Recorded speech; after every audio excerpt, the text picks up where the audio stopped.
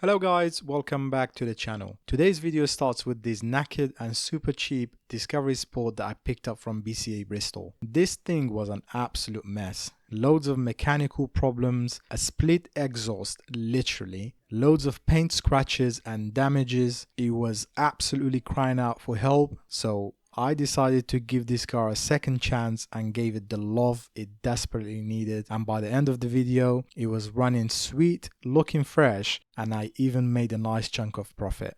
Let's get into it. So this is the actual listing of the Land Rover Discovery Sport on BCA.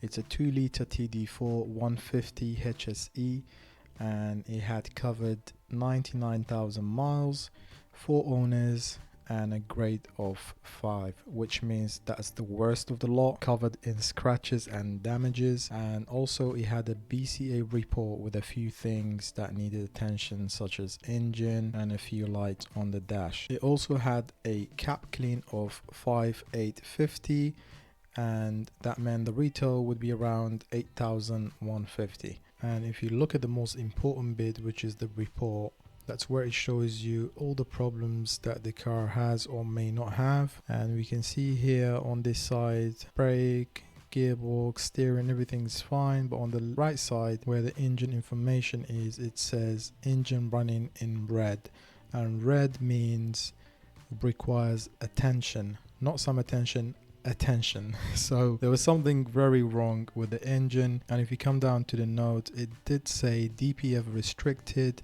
engine light on, and engine bay, engine noise knocking. So that bit is very important, because you want to make sure that if you buy this car you have the cost of a new engine in mind. A knocking engine most probably will need to be either rebuilt or replaced. So with this information in mind, I knew that I wanted to keep an eye on this car, because with problems like these they usually go for cheaper than usual. And if you go through the pictures, you can see that it does look okay. There are no obvious damages that you can see straight away.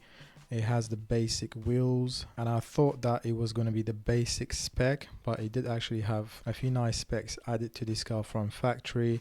And again, nothing that you can see straight away, but later on we can see the damages. The boot areas, you can see it's a little bit dirty, and the seats are full leather, which is a nice touch. And also they are electric. I don't know how well you can see over here. It was a 6-speed transmission, and here we have on the dash, we have the engine light on, tire pressure, that's nothing. And on the center screen here it said SD card not detected, so that means the SD card for the sat nav was missing for some reason. Heated seats, aircon, just the usual things that you get with these cars, and also a nice pan roof. This is an added spec, so that adds to the value of the vehicle. And now we can see the damages. So we have scuffs on the front bumper and a bit more on the other side as well.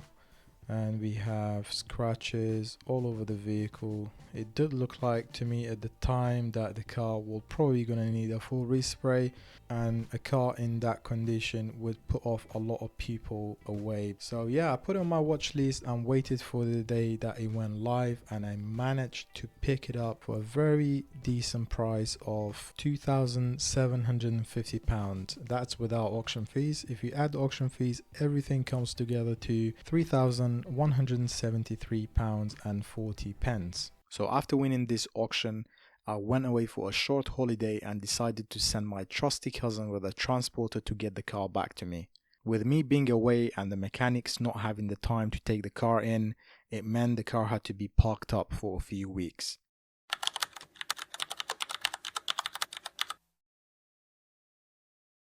I've had a look around. We do have damages all around the car. We have damage on this wing mirror and all around the passenger side. This door could do well with a polish, because I think these are tree branch scratches. However, on this door we have dents here, and all around the car there are damages, but this is not really what I'm worried about. What I'm really worried about is the engine, and we know that by the BCA report, because they said that this engine was knocking. This is a complete gamble that we've taken. I was hoping for a timing chain issue, because that would be a lot easier to fix than a bent piston or bent rod or anything internally. So my cousin's gonna start the car now. It's completely cold. I haven't heard it in person. I'm gonna hear it for the first time. And one second, let me just check the oil level. Yeah, we have oil, but it's so black. Whoever owned it really didn't do a good job servicing this car. So go on.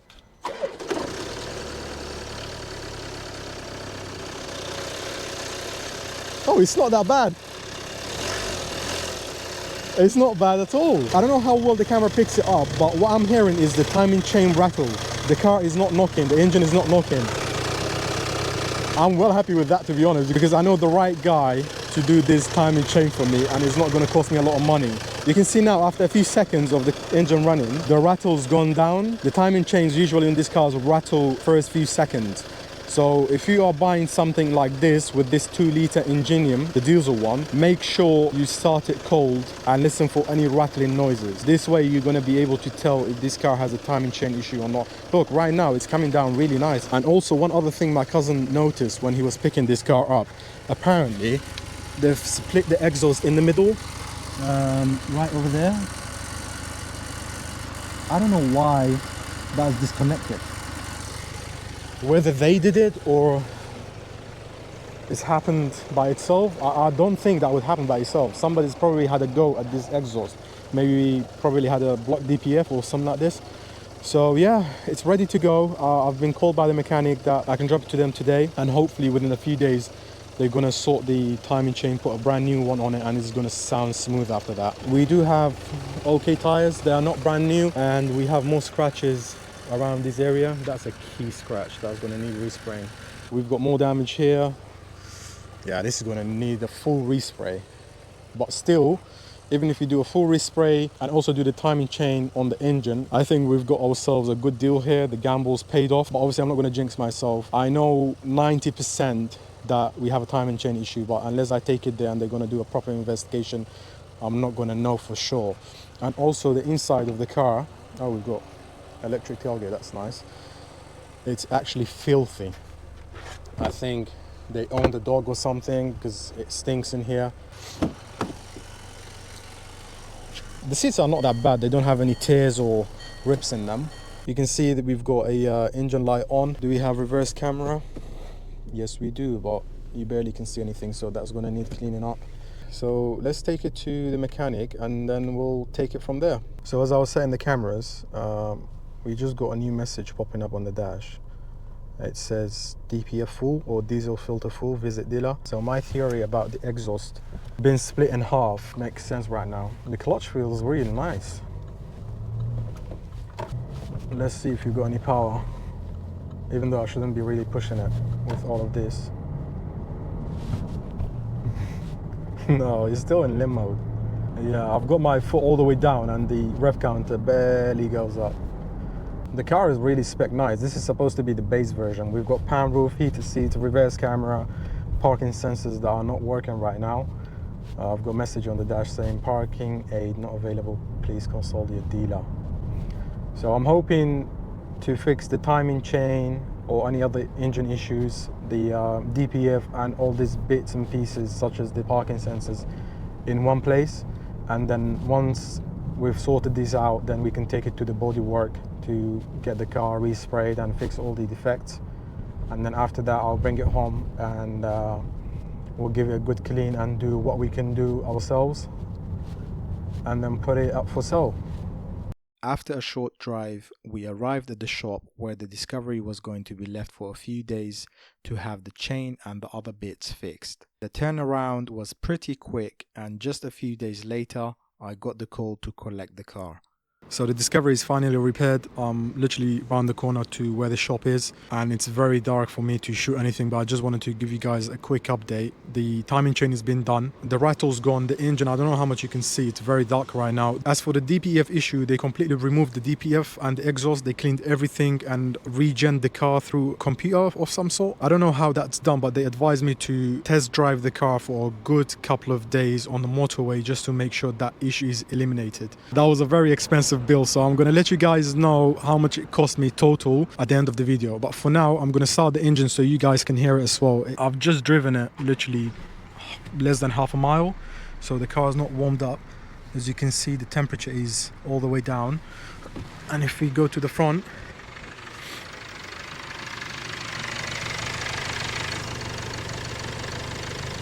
nothing, no rattling. So that's how it should sound whenever you want to buy a Discovery like this. And if you plan to buy something like this, you need to make sure the timing chain has been done, because it's a common fault on this engine. The next thing to address is the paint work.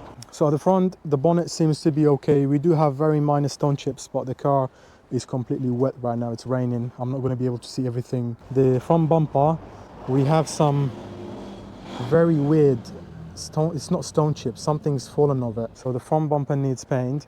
Passenger door, let me see if I can, yeah, you can barely see it. It looks like tree branches hit the car and they've, you know, just scratched the lacquer a little bit, so that can be sorted out. The rear passenger door, however, definitely needs repairing because we have a major damage at the lower section. This car doesn't have a rear bumper. It's very weird. We have a section here, and then we have the tailgate, and we have another section there, and then we have a trim at the bottom. So this section over here on the left side, it has damage here. So I'm going to speak to the paint guys, see how they're going to do this. It's a very small panel. It's not a rear bumper. We might be able to get a deal on this side and that side as one panel, because that side is even in worse condition. This side is a completely different thing. It looks like the car has been keyed. We do have a little bit of scratch here, but I'm going to ask them to blend it in because the rest of the quarter panel is in really good shape. Both of these doors being keyed, and also the driver door has a bit of damage on this area, so that definitely needs repairing. So that's how many panels? 1, 2, 3, 4, 5, 6. 6 panels that need painting, and painting is really expensive these days, so I'm trying to save as much money as possible, bringing this car back to retail condition. Now the rest of the car have been checked by the mechanics when they did the timing chain. The rest of the car is in really good nick, such as the suspension, the arms, the disc and pads. The tires are in okay condition. They are not brand new, but they are legal. So I'm gonna have to do an MOT on the car before I put it on sale, and then again I'll have a double check on everything. The Disco is finally painted. For you guys, it's a quick transition. For me, last I saw this car was probably more than a week ago. So let's just quickly show you what's been painted. I'm just going to tell you what's not been painted actually. It's the front wing, the bonnet, and that wing as well, and the roof. The rest of the car has been painted, and they've given the whole car a nice polish, so that's been done for me as well. I don't need to give the car a polish, but in terms of the paint job, they've done an amazing job. Everything's been done so nicely and color matched. This is not painted, this is, and I don't know if there is any difference. So one panel I didn't think that needed painting was the tailgate. This has been painted as well because apparently there was a scratch right over there. I didn't see it before, but they sent me a picture when the car got there, so yeah, I told them to get that done as well. However, in the process of the car being painted, the interior has gone so dirty, so I'm gonna have to clean everything really nicely. The only thing that's left for me to do actually is give the car a super nice clean and get the pictures done.